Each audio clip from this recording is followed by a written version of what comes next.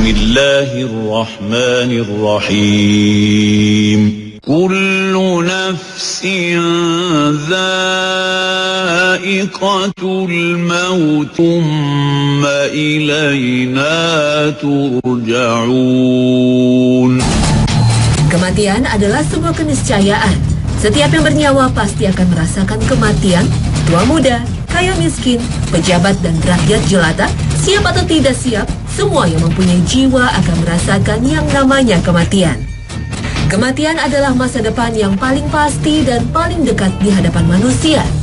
Meskipun sudah miliaran orang lahir dan mati, kematian masih menjadi hal yang paling misterius dalam kehidupan manusia.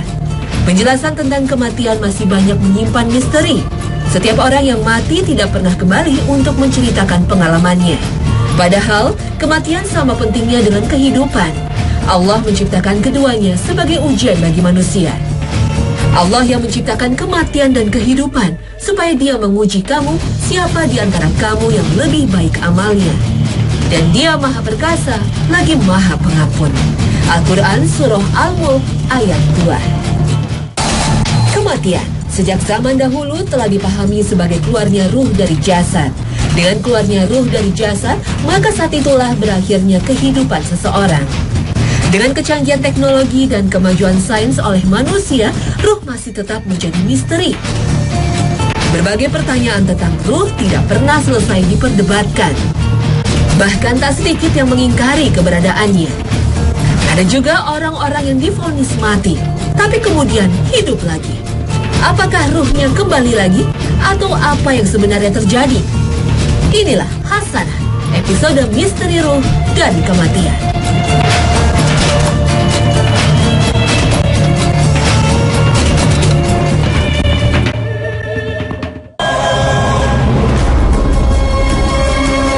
Assalamualaikum warahmatullahi wabarakatuh. Selamat pagi pemirsa Trans 7, Hasanah Ensiklopedia Islam Dunia. Pagi ini kembali hadir ke hadapan Anda untuk berbagi pengetahuan dan saling menasihati dalam kebajikan. Keluarnya ruh dari jasad merupakan definisi kematian yang jamak dipahami dari zaman dahulu sampai sekarang. Berbagai agama dan kepercayaan menganut pemahaman ini sampai sekarang. Ajaran Islam tidak menafikan pengertian ini. Bahkan dalam ajaran Islam sendiri, ada malaikat yang memang ditugaskan oleh Allah Subhanahu wa Ta'ala untuk menjalankan tugas ini, yaitu mencabut atau mengeluarkan ruh manusia. Qul yatawaffakum malakul mauti alladhi wukkila bikum thumma ila rabbikum turja'un. Dalam beberapa hadis sahih juga dijelaskan bagaimana proses keluarnya ruh dari jasad atau yang dikenal juga dengan istilah sakratul maut. Proses ini bisa berbeda antara satu manusia dengan yang lain. Mudah atau sulit sangat tergantung dari amalan semasa hidup. Sakratul maut adalah pintu gerbang manusia menuju kematian. Sakratul maut adalah peristiwa yang amat menakutkan karena saat sakratul maut tiba, tak seorang pun dapat membantu dan menolong. Kendati saat kritis itu, istri, suami, sanak saudara dan handai tolan sedang mengelilingi. Manusia akan bergulat sendirian dengan sakratul maut itu di tengah keramaian orang-orang yang dicintai dan disayangi. Semua hanya dapat menatap dengan pandangan mata yang hampa. Saat itulah manusia akan merasakan langsung apakah dia termasuk orang yang telah mempersiapkan kematian atau bukan. Apakah termasuk orang yang siap menghadapi fase kehidupan berikutnya atau bukan. Sakratul maut juga dapat dikatakan sebagai ajang pemanasan menjelang kematian. Karena kematian itu sulit, berat, dan amat sakit, maka diperlukan pemanasan. Di samping itu, sebagaimana kehidupan pertama manusia memerlukan proses dan tahapan, maka kematian juga memerlukan proses dan tahapan agar bisa memasuki alam lain bernama barzah. Sebuah alam yang jauh lebih besar dan sangat berbeda situasi, kondisi, dan lingkungannya dengan bumi saat kita hidup di dunia. Sakratul maut adalah sesuatu yang ditakuti manusia. Faktanya, berbagai riset dan upaya telah dilakukan manusia untuk menghindarinya. Seperti menciptakan obat-obatan untuk memperpanjang umur atau membuat alat-alat canggih untuk menghindarkan kematian. Hal tersebut digambarkan Allah dalam firman-Nya. وجاءت سكرة الموت بالحق ذلك ما كنت منه تحيد. Kematian bukanlah akhir dari segalanya. Sebaliknya, kematian adalah awal dari fase hidup yang baru. Kematian sejatinya adalah proses berpindahnya ruh dari jasad menuju fase hidup berikutnya. Kematian adalah pintu masuk ke alam berikutnya. Pintu masuk menuju alam barzah atau alam kubur yang merupakan pemanasan sebelum hari pembalasan. Manusia memang tidak pernah tahu kapan kematian menjemputnya. Bahkan ketika menyaksikan orang meninggal pun, kita tidak tahu persis kapan ruhnya diambil oleh malaikat maut. Keluarnya ruh atau kematian hanya dapat dikenali dari tanda-tandanya. Tidak ada nafas, detak jantung berhenti, kulit pucat, penurunan suhu tubuh adalah sebagian tanda bahwa kematian telah terjadi. Secara medis, tanda-tanda ini biasanya diamati dengan memeriksa urat nadi yang ada di tangan atau dengan memeriksa detak jantung melalui stetoskop. Dan untuk meyakinkan, biasanya dokter menunggu setengah jam untuk memastikan tidak ada lagi tanda kehidupan. Meskipun manusia telah mati, tapi sel-sel dalam tubuh tidaklah mati sekaligus. Bertahap, apalagi jika organ tersebut dibekukan dengan cairan khusus yang biasanya akan digunakan untuk transpalasi organ. Tanda-tanda kematian tadi menjadi acuan selama berabad-abad untuk menentukan hidup atau matinya manusia. Dan memang itulah yang terjadi pada ratusan juta manusia yang meninggal setiap tahun. Tetapi dengan berkembangnya ilmu kedokteran dan teknologi dalam mempertahankan hidup, pada beberapa kasus, tanda kematian tersebut justru dapat dicegah. Artinya nafas yang berhenti, jantung yang berhenti berdetak, peredaran darah yang berhenti. Semuanya dapat diatasi dengan dibantu dengan peralatan yang canggih.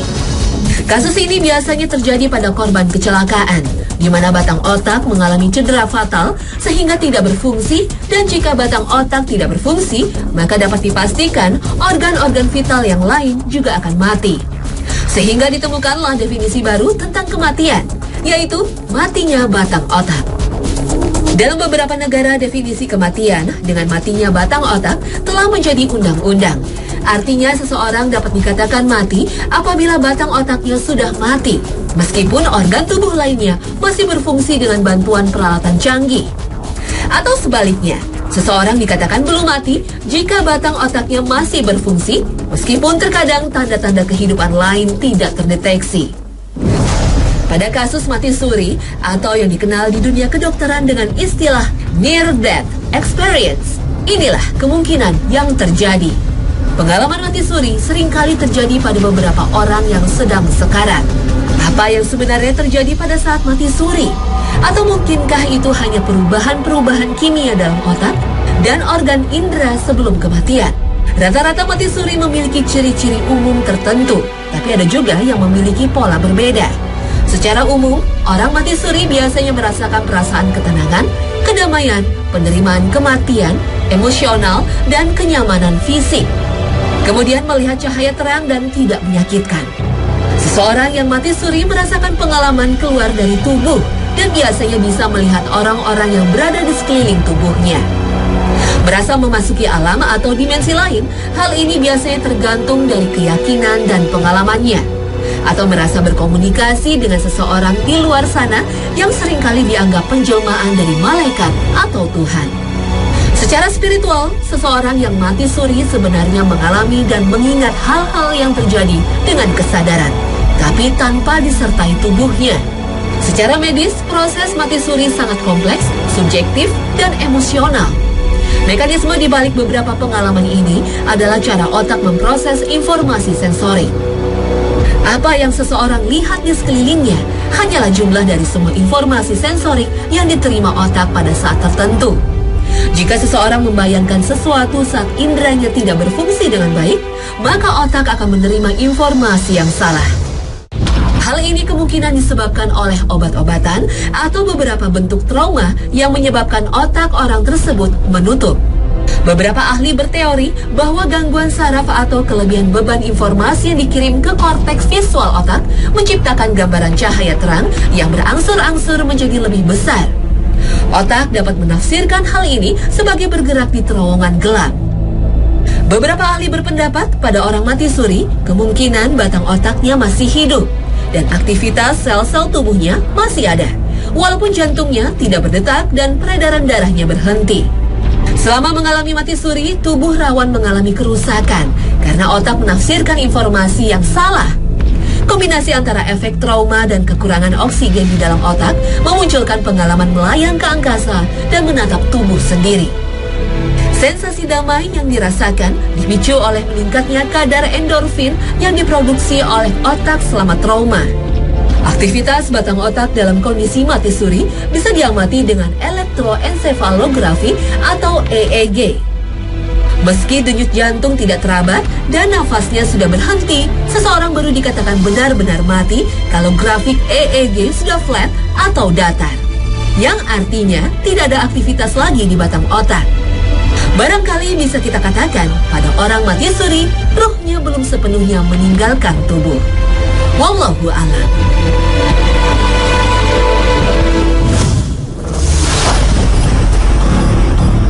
Jika hidup manusia ditentukan oleh keberadaan ruh, maka ruh adalah kehidupan.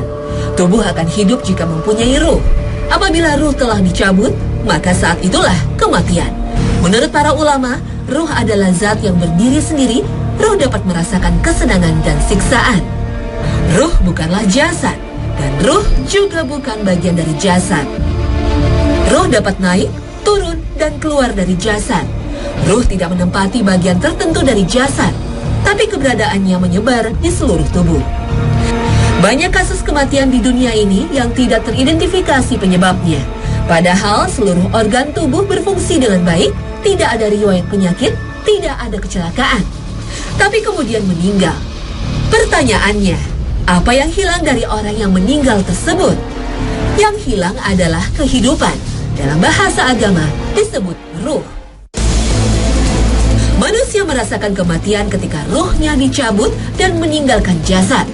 Ruh orang yang beriman akan dicabut oleh malaikat maut semudah mengeluarkan air dari teko. Ruh ini kemudian diambil oleh para malaikat dan diletakkan di sebuah kain kafan yang wangi. Dan dari ruh tersebut keluarlah bau harum yang paling wangi di bumi. Ruh ini kemudian naik ke langit dan ketika sampai di hadapan Allah, Allah memerintahkan agar hambanya ini dicatat di Ilyin, yaitu tempat dicatatnya amalan orang-orang beriman. Kemudian ruh ini dikembalikan ke bumi, ke dalam jasad. Dan segera setelah itu, ia didatangi oleh malaikat. Dan ruh ini menjawab pertanyaan malaikat dengan lancar. Ruh orang baik ini pun ditemani oleh sesosok yang berwajah baik, pakaian indah, dan bau yang harum. Inilah penjelmaan dari amal solehnya semasa di dunia. Kuburnya dilapangkan dan hamparan surga menjadi hiburan bagi ruh ini.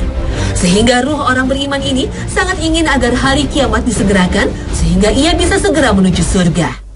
Adapun ruh orang durhaka kepada Allah, maka malaikat mencabut ruhnya dengan penuh amarah. Ruhnya pun keluar dengan susah payah dan kesakitan yang sangat. Seperti mencabut kayu berduri dari tumpukan wol, tersendat dan pasti merusak wol tersebut. Ruh ini juga mengeluarkan bau yang sangat busuk. Ketika dibawa ke langit, pintu langit tertutup untuknya. Ia dikembalikan ke bumi dan amalannya dicatat dalam sijin atau tempat dicatatnya amalan orang durhaka. Ketika dikubur, ia juga tidak bisa menjawab pertanyaan para malaikat. Ruh ini pun ditemani oleh sesosok yang sangat busuk baunya, buruk rupa, dan pakaiannya. Sosok ini adalah jelmaan dari amal buruknya semasa hidup. Hawa panas neraka menjadi siksaannya setiap hari. Kuburannya pun disempitkan sehingga hancur tulang belulangnya. Semakin takutlah ia akan kedatangan hari kiamat, sehingga ia berharap agar kiamat tidak pernah terjadi. Na'udzubillah min zalik. Ruh orang yang sudah meninggal juga dapat mendengarkan orang yang masih hidup. Hanya saja ruh ini tidak bisa berinteraksi dengan mereka. Seperti yang disampaikan hadis Nabi Sallallahu Alaihi Wasallam bahwa orang yang sudah meninggal mendengar bunyi sandal keluarganya ketika meninggalkan kuburan. Ruh yang berada di alam barzah ini juga mendapat kemudahan berkat doa yang dilantunkan orang yang masih hidup untuknya. Adapun bertemunya ruh orang yang sudah meninggal dengan orang yang masih hidup, maka ini memungkinkan terjadi di alam mimpi, tapi tidak di alam nyata. Allah Subhanahu wa Ta'ala berfirman, Allahu yatawaffal anfusa hina mautiha wallati lam tamut fi manamiha فيمسك التي قضى عليها الموت ويرسل الأخرى إلى أجل مسمى إن في ذلك لآيات لقوم يتفكرون. Ibnu Abbas radhiyallahu anhu menjelaskan tafsir ayat tersebut dengan mengatakan sesungguhnya ruh orang yang hidup dan ruh orang yang mati bertemu dalam mimpi. Mereka saling mengenal sesuai yang Allah kehendaki. Ketika masing-masing hendak kembali ke jasadnya, Allah menahan ruh orang yang sudah mati di sisinya dan Allah melepaskan ruh orang yang masih hidup ke jasadnya. Salah seorang sahabat Rasulullah SAW juga pernah mengalami kejadian ini. Sabit bin Qais, demikian nama sahabat ini.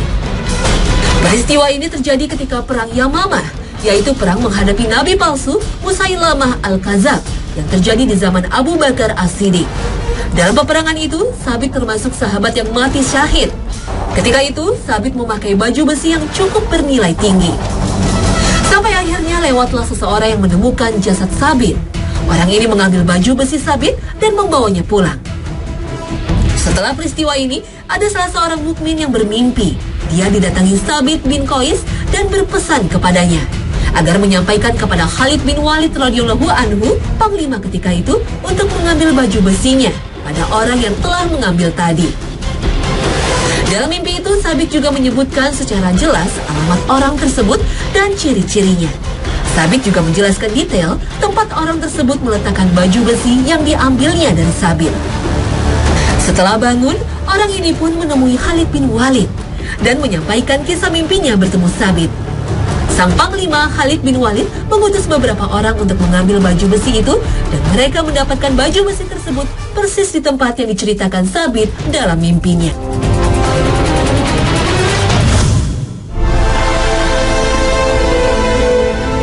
Jika ruh adalah kehidupan, maka akal adalah yang menentukan setiap keputusan dalam kehidupan. Imam Al-Ghazali mengatakan bahwa akal adalah sifat yang membuat manusia berbeda dari binatang. Akal yang membuat manusia dapat belajar dan menerima pengetahuan dan menciptakan hal-hal yang luar biasa. Akal ibarat mata. Mata tidak akan melihat jika tidak ada penerangan. Maka cahaya Allah yang terkandung dalam Al-Quran dan hadis Nabi adalah matahari yang menerangi, sehingga akal bisa melihat. Dengan tuntunan Al-Quran dan hadis, akal akan melihat dengan kebenaran. Jika hanya bermodalkan akal saja, maka manusia akan selalu dilanda kebutaan seumur hidupnya. Selama ini, para ilmuwan barat berasumsi bahwa otaklah yang mengeluarkan perintah dan mengirim informasi ke jantung. Otak yang berada di kepala adalah pusat akal yang menentukan segala fungsi pada tubuh manusia. Tetapi penelitian beberapa tahun belakangan yang dilakukan oleh Institute of Hirmet dan organisasi lainnya menyimpulkan hal yang berbeda. Bahwa jantung juga memiliki sebuah otak. Otak jantung ini terhubung dengan otak yang ada di kepala. Dan ternyata jantung dan otak bekerja dua arah. Jantung dan kepala berkomunikasi melalui sejumlah jalur. Dua organ penting ini terus bertukar informasi penting yang mempengaruhi seluruh fungsi tubuh. Otak jantung. Demikian istilah yang diberikan oleh Dr. J. Andrew Elmore, seorang pakar otak jantung dari University de Montreal, Kanada. Otak jantung ini adalah jaringan yang rumit, terdiri dari beberapa jenis neuron, neurotransmitter, protein, dan sel-sel pendukung. Persis seperti yang terdapat dalam otak kepala. Penelitian ini juga menunjukkan bahwa jantung berkomunikasi dengan otak dalam 4 cara utama. Neurologis, yaitu melalui transmisi impuls saraf. Biokimia, yaitu melalui hormon dan neurotransmitter. Biofisik yaitu melalui gelombang tekanan dan energi, atau melalui interaksi medan elektromagnetik. Kesimpulannya, jantung atau kalbu memiliki kemampuan berpikir layaknya otak. Bahkan sebagian peneliti berpendapat jantunglah sebetulnya yang memberi instruksi kepada otak. Jantunglah yang merupakan tempat berpikir, memahami, merasa, sedih, dan gembira. Kesimpulan ini diperkuat dengan fakta yang terjadi dalam beberapa kasus transplantasi jantung, di mana si penerima donor mengalami perubahan pada beberapa sifat dan perilaku, dan setelah dikonfirmasi ke keluarga pendonor, ternyata sifat dan perilaku tersebut persis seperti sifat dan perilaku pendonor semasa hidupnya. Koran Washington Post pernah melakukan investigasi terkait hal ini pada tahun 2007. Jauh sebelum penelitian yang dibuat kita dalam kitabnya, bahwa kalbu atau jantung, atau dalam bahasa Indonesia yang kita sebut hati, merupakan tempat akal yang dapat merasa dan berpikir. Subhanallah. أفلم يسيروا في الأرض